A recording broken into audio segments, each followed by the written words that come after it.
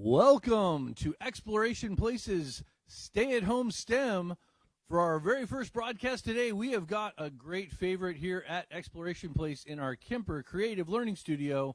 It is time for one of our famous live science shows with your presenter, Denzel. Welcome to Roll Your Reaction. Hello, everybody. My name is Denzel Zaranelli, and it is time for Roll Your Reaction, the show where normally our studio audience gets to participate, but we're doing social distancing, so I get to play all the roles today, and I'm really excited. We're going to do 4 reactions during our show today, and hopefully we can identify 4 signs of those chemical reactions. That's the point of the show, and that is the point of why I am here today. I'm super excited to do this. Now, to start our show off, a question for all of you. How many of you at home are doing chemistry as we speak? Think about this for a moment.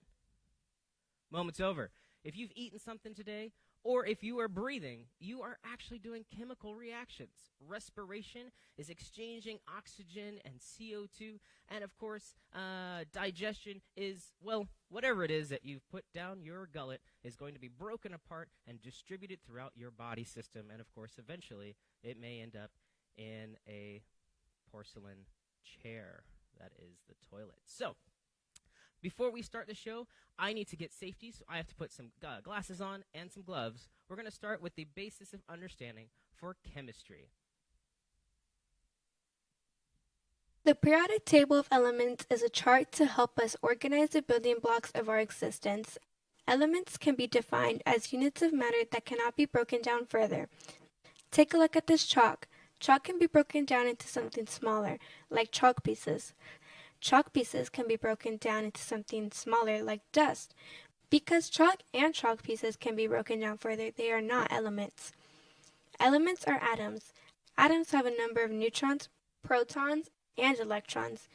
These trons exist in 2 regions of an atom structure. The nucleus in the center is made up of neutrons and protons. The electron cloud outside of the nucleus is where electrons exist. The various elements on the chart are defined specifically by the number of protons. This is their atomic number. And we're back. Thank you very much, Science Fair Project Lady. And she's right. The elements, which I have on my stomach here, are atoms. And atoms have things inside of them that help us to do chemistry and also to exist. Now, it's time for us to pull out for the very first round to figure out what we're going to do in our chemistry show. We need the random reaction generator, which I stored over here. Let's bring that to the table, and let's take a look at our friend here. The random reaction generator. Haha, epic and large today. We're going to go ahead and give us a roll for round number 1. Let's find out what we get to do. Hey, it's a 6. Wow, the first roll. Or 2 sets of 3 if you love to split up those numbers.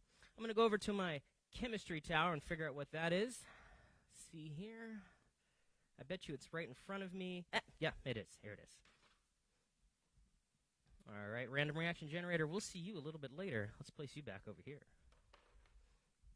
So we have a few fun things to do, and you know what? Our first reaction is something you can do at home, so please go ahead and do it. I'm sure your parents will approve.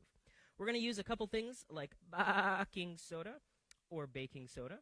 We're going to use some vinegar. The English language is great. Look at that. There's vine and there's gar or vinegar.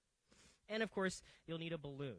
Now, unfortunately, I can't hear you at home, but if you can holler out with your brain, tell me your favorite color balloon inside of my package. I heard a yellow. Hey, look at that. I heard a yellow. Place that down. We need a few things for this to do. We need a few things for this to work. A few steps, I apologize. The first step we need to do is grab ourselves a funnel, a spoon, and, of course, the baking soda. There we are. Pardon my sniffles. The allergy train is a thing I am riding right now. I got my ticket the other day. Alrighty. We've put some baking soda in there. I don't know, something like a teaspoon, right? That's a teaspoon, correct? Perfect. It's not. It's a tablespoon. You're right. We're going to place that over our flask that I have down here. You can use a bottle at home. Oh, wait, I missed something. You're right. I heard it. I heard one of you. You didn't use the vinegar. You're so right. I'm going to go ahead and place the vinegar in there. Woo. I'm going to go around the 50 milliliter line. You can't quite. I've tilted it, so it's a little hard to tell. But now we can place our balloon over the top. Remember, our balloon has the baking soda inside of it. Give me a moment. Gloves are hard to work with the balloon. And, haha, very first reaction of the show is happening right now, right in front of your eyes. Can you see it? No? Interesting. You know what? We don't see anything. That's right. There are a few signs of chemical reactions, okay? There are things like light. There are things like color. There's gas. There's bubbles. There's smells, fire. All of these things are signs of chemical reactions, and I don't see anything happening here. The last step is one that some of you older ones are like, you have to tilt it. You have to tilt it. And you're right. We're going to pick up this balloon. We're going to drop the baking soda into the vinegar. Oh, my goodness gracious. That's a thing that happened. Well, look at that. We saw ourselves some gas and bubbles that happen inside of our flask here. Those bubbles are signs of a chemical reaction. And the interesting thing about this particular chemical reaction is it's actually the switching of baking soda atoms and, of course, vinegar atoms. Once they break apart, they switch places and recombine together. That is a chemical reaction. Our very first one is done. We saw gas, we saw bubbles, and we saw a spout of this really awesome combination go out in front of the floor.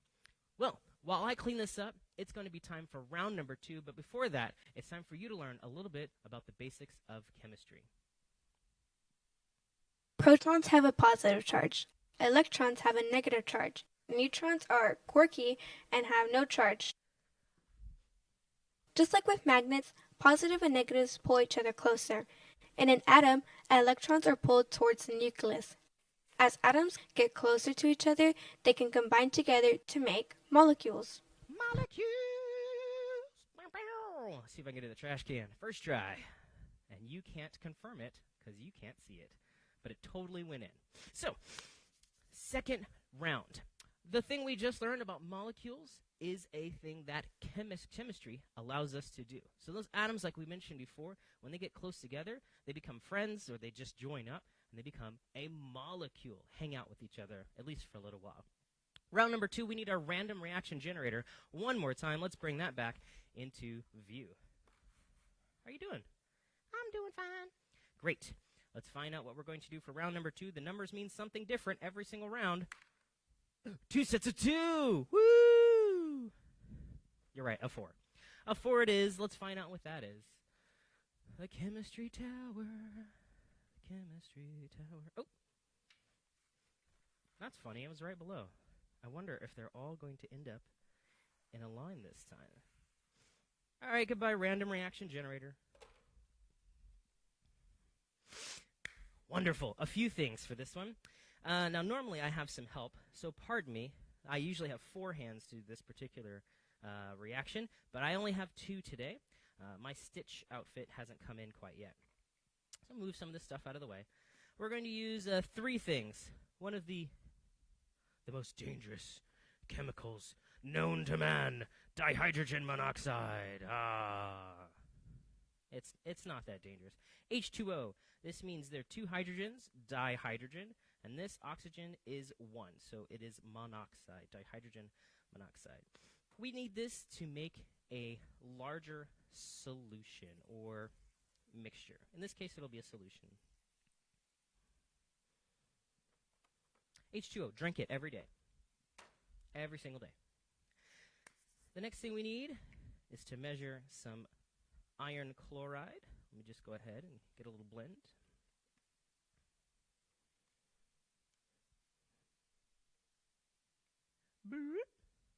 You know, for you at home, I'm going to go a little bigger today than I normally do, just so it's more fun for you. All right, we'll move this out of the way.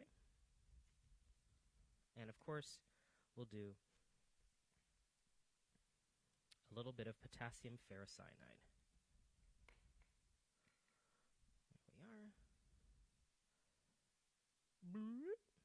Probably can't quite see that, but that's okay. Just give me a moment. Great. I want relatively equal parts, and I think that's looking pretty fine. What do you say? Now, here's an interesting thing. Earlier, we had our first reaction. Our sign was gas and bubbles. Now, you can kind of see something happening here. We have what I call Mountain Dew. It's not Mountain Dew, as you can see. It's two different solutions. They came from two different bottles, but they look almost exactly the same. Now, this is very, very interesting because if you were one that was prone to like, oh, that looks just like what I want to drink, and you go and drink it, it's not a great thing. We don't like to drink random things that we find in science museums. So please keep that in mind. Now, I'm going to pour these both into our water. What do you think will happen when I do? An explosion. There's always an explosion. An explosion! Well, hopefully not for me because I'm a little too close. But here we go. 3, 2, 1. Ooh. That's cool. That looks awesome to me. We had a change happen right in front of our eyes. This change was in the color. Now, this particular color is blue, and it's actually a dye, so I don't want to get it on myself. The blue could change this from a lovely pinkish hue to a bluish hue, and I rather like my pink jacket. We ended up with the two yellowish-looking, we had these two yellowish-looking solutions added to my water. They combined together to make blue. And in fact, if you take a look at the top right of the screen right there, just like we did with the last one, you can see that we had these atoms that were close together. They actually got pulled apart, switched sides with each other, and recombined into a different molecule. We started with one molecule, or sometimes atoms, and we ended up with a different molecule. That is another sign of chemical reactions, changes in color, and of course, we knew it was changed because of how the molecules combine together. So, it's time for another round of reactions, and it's time for us to go ahead and learn a little bit more about the basis of chemistry before round number 3. The electron cloud is outside the nucleus where the electrons live. This cloud has regions where an electron can be found.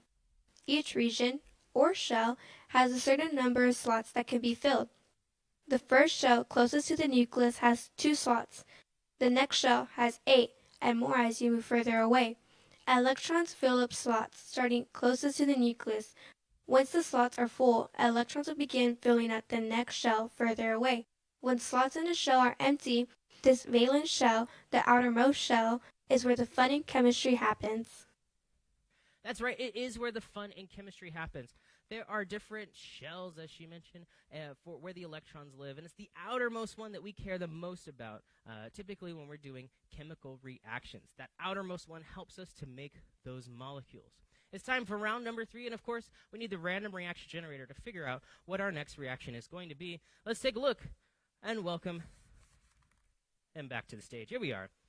Are you all ready? 3, 2, 1. Woo! Hey, look at that. 2 sets of 2.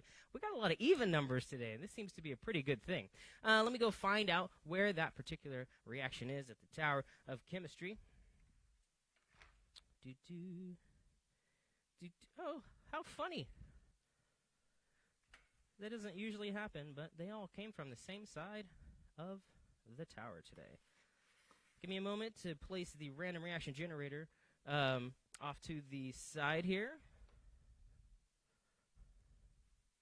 And let me arrange this so it's easier for me to go ahead and place things. So this is kind of a fun one. I'm going to move some stuff out of the way. I like to use this little tiny one just to help contain things just a little bit more. So usually I have 3 hands for this one, but I'm going to see if I can find the third one. No, I only have 2 still. So first thing we need is to use some aluminum foil, a little bit of aluminium, okay? I'm just going to fold it. We're going to make it a little bit larger for you folks at home. Make a cup shape. All right. Boop. I have a coworker that calls them spaceships. I love that. Because we do make various things out of aluminum. Foil is just a lot thinner of aluminum that you have available at home, but you can use thicker aluminum to build things with. And we're going to introduce it to what I call kryptonite. It's not kryptonite, but I like the name of it. Plus, in a moment, you'll see why I call it that if you're familiar with your Superman lore, if you will. You see, it's got this lovely kind of crystallization to it, these little sparklies, and of course, it's green. That's the whole point of it. But it's not kryptonium, it's copper 2 chlorate. When we put copper 2 and, of course, aluminum foil together, they actually do make a reaction. Here we go. 3, 2, 1. Do you see it? Holler if you see it. Some of you might see something, but I assure you, I can't see anything right now. I do know that there is a reaction happening, though. One, because I've done it many times, but also because I know that what's happening on a molecular level or an atomic level is that the aluminum foil is actually being pulled apart. Aluminum foil is a bunch of aluminum elements or atoms, and when copper comes in, it'll actually start stealing away those particular parts of aluminum, and then they recombine together. What we need to do is something called increasing surface area. Okay? To help increase surface area, we're going to add a bit of water. Now, here's a fun little thing that I like to do for surface area situations. Okay? We take our hands, make one into a paddly shape like so, and we take the other one and make it to a pointery shape like so. We put the pointery shape into the paddle shape, and you can rub in the center of your palm. All right? Great. That is the surface area of the tip of your fingers. You may have felt something, but if we take that point shape, make it to a big shape, give it a clap, start to rub, you may feel something even more. This is increasing the surface area to the size of our palm. For me, it felt warmer in my hands. We had greater sense of friction. That's a greater sense of surface area. For a situation like this, down back at the table, in order to increase surface area, we're going to add water to it to help spread it out. So once again, that super scary stuff, H2O, is going to be added to our reaction.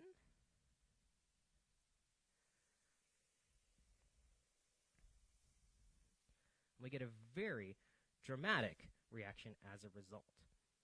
Now, one of the things that I may have done ahead of time was use a device to help us figure out the change. You may have seen the change already, that smoke, some of you will say smoke, and yes, that is an indicator that there was a chemical reaction. But what's even more fun is I can actually do this again. I can take our handy-dandy thermometer, a thermometer, and I can go ahead and find out exactly what that smoke is indicating. And for us, it's telling me that we're having a temperature change. Now, this is Fahrenheit, 209 degrees. For you Celsius fans, let me do some quick math here. Look at that. It's 98. It's almost boiling. If I hit it at just the right time, we could be boiling. We could boil some pasta in there. We could have ourselves a great time. Look at that. Don't you want to eat pasta after seeing that happen to you? It's delicious. Delicious stuff. Now, this particular reaction is known as an exothermic reaction, okay? Energy from that reaction, in fact here, energy from this situation of the atoms splitting apart, the molecules splitting apart and recombining together are actually giving off energy. That energy, when we feel it, feels very hot to us, okay? When energy comes towards us, it can feel hot. In this case, exothermic energy is coming towards us. If it goes the opposite way, it's a completely different type of named reaction, but a similar thought process. All right, while I get this cleaned up, it's time for us to go ahead and head into round number 4, which is typically combustion reaction. So I'll let you learn about the last basic idea for chemistry. Usually, atoms want to fill the empty slots in their valence shell. To do this, atoms will group up and will beg, borrow, steal, exchange, or often share electrons. When two or more atoms group up, they merge together and become a molecule. Molecules are held together by bonds. There are different kinds of bonds depending on how electrons fill the slots. Creating, adjusting, or breaking these bonds are how we get chemical reactions. Chemical reactions. Yes, we made it. We started off learning about elements. Elements are atoms with various charges, okay?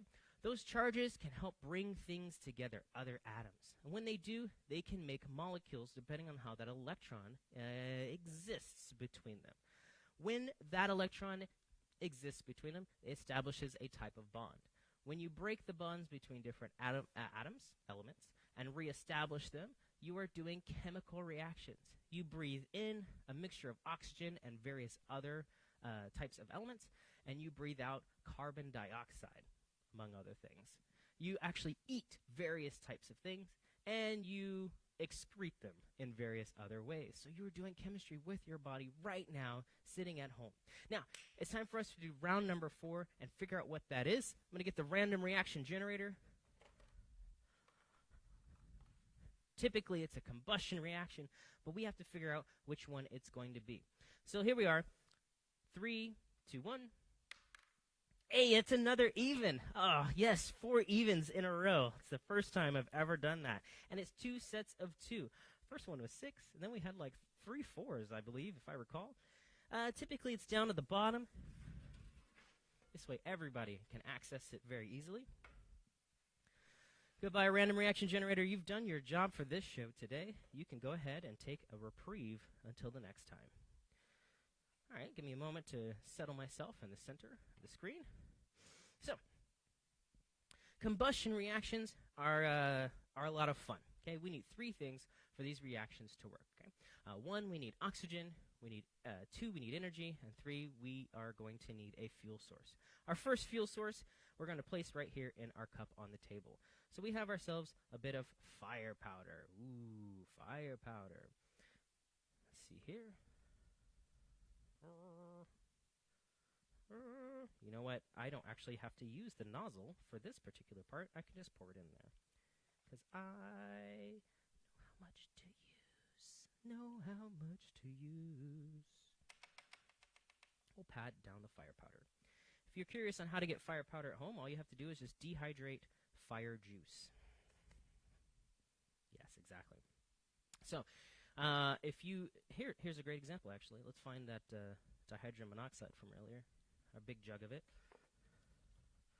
All right, you have yourselves hydrogens, and then you have yourselves oxygens. When you dehydrate something, you're taking or trying to remove as much hydrogen, dehydration. Okay, so if you take the hydrogens away and, with water, you're left with O, which is oxygen, which is a gas, and you're breathing it in right now.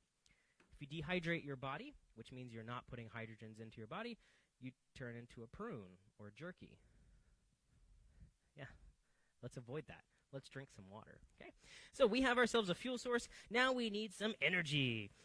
For the energy, I like to bring on, I call this Margaret. Margaret helps me out. Margaret is a great source of energy. And we're going to take Margaret, and we're going to plunge Margaret into the fire powder like so. Here we are. Let's see. I need to find where I put the striker. Oh, found it. Here it is.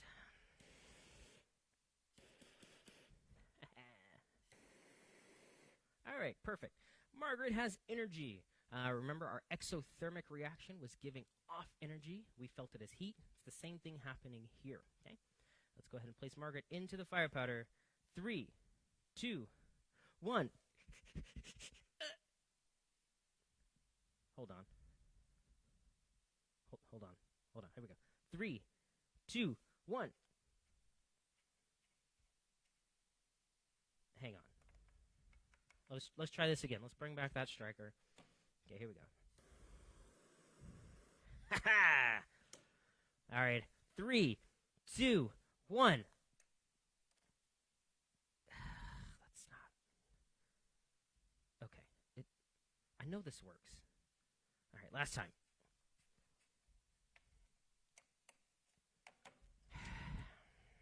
That's frustrating. I think we had a problem. We needed 3 things. We needed fuel, which we saw. We had fuel here. We needed energy, which we saw here. We needed oxygen. Oh, oxygen. There's oxygen all around you, but there just wasn't quite enough to help this reaction out. In fact, here, I have this really handy-dandy thing to help us understand this. Hydrocarbons, which are linkages of carbons and hydrogens, hydrocarbons, okay? Carbohydrates are also similar as well, except they sometimes have oxygen. You might find a nitrogen in there or something. And there are bonds between them. They actually are what is helping us with this reaction right now. So we need to break the bonds between carbons and hydrogens. Oxygen helps us to do that, but we didn't have enough oxygen. But I figured out a way to make this happen, okay? All of you at home, again, I want you to think of your favorite color balloon. Let me see if I can find it, if I can feel it. I heard an orange. Oh, how funny. I pulled out an orange. Yes. Let's place that to the side. Let's move away our cool chemistry reaction device there. I'm going to add some fire powder to our balloon. Our nozzle should work this time. Yeah, there we go. So our first reaction was gas and bubbles. That was our sign that a reaction was occurring, chemistry. Our second reaction, we saw a change in color. Okay, we ended up with a blue color.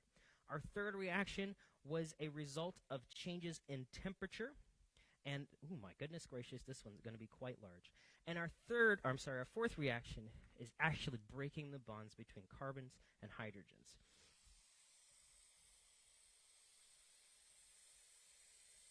Give me a moment. Ooh, let's go a little bigger.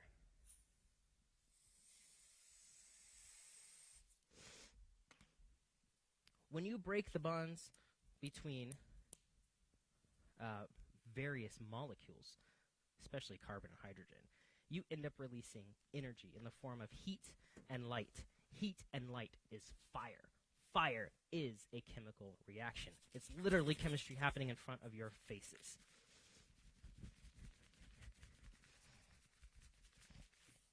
All right, give me a moment to adjust my camera. There we are. Whoop. Whoop. That should look right about right. Okay, great. Now, we have ourselves fire powder inside of here. We have ourselves oxygen filled inside the balloon, and of course there's more oxygen sitting around us around here. We're going to add energy in here, but Margaret's energy is not good enough. So in order to add enough energy to this, we're going to bring out that striker that I had sitting around. Let me go find that real quick.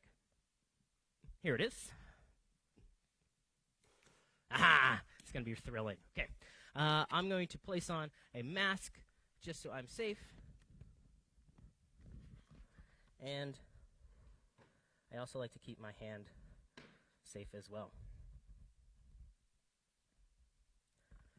All right, everybody. We have a great mixture happening right here. I wonder if we can maybe possibly bring down lights just a little bit to help us see.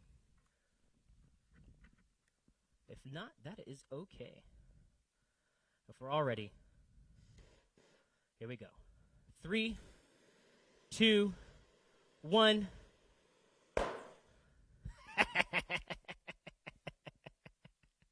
We have fire. That is amazing. We saw 4 signs of chemical reactions. I tell you what, I believe we may have that on replay. If you can go ahead and play that for me, that would be great. 4 signs of chemical reactions today. Remember, we had gas, bubbles, changes in color, temperature, and of course fire. There are so many others. If you're baking today, you're doing chemistry. If you're actually eating, you're doing chemistry. If you're breathing, you are doing chemistry. Chemistry is pretty much all around us, and we're doing it all the time. Thank you, everybody, for checking us out. I hope you have fun today. Be home. Be safe. Remember to wash your hands. And, of course, have a wonderful time every single day of your life. Drink water. Thank you so much for watching. All right, and thank you for joining us for today's Stay-at-Home STEM here at Exploration Place, live from our Kemper Creative Learning Studio. Watch for us more on our social media, and we want you to stay safe, stay home, and keep washing those hands. Thank you so much. We'll see you again next time. Thank you.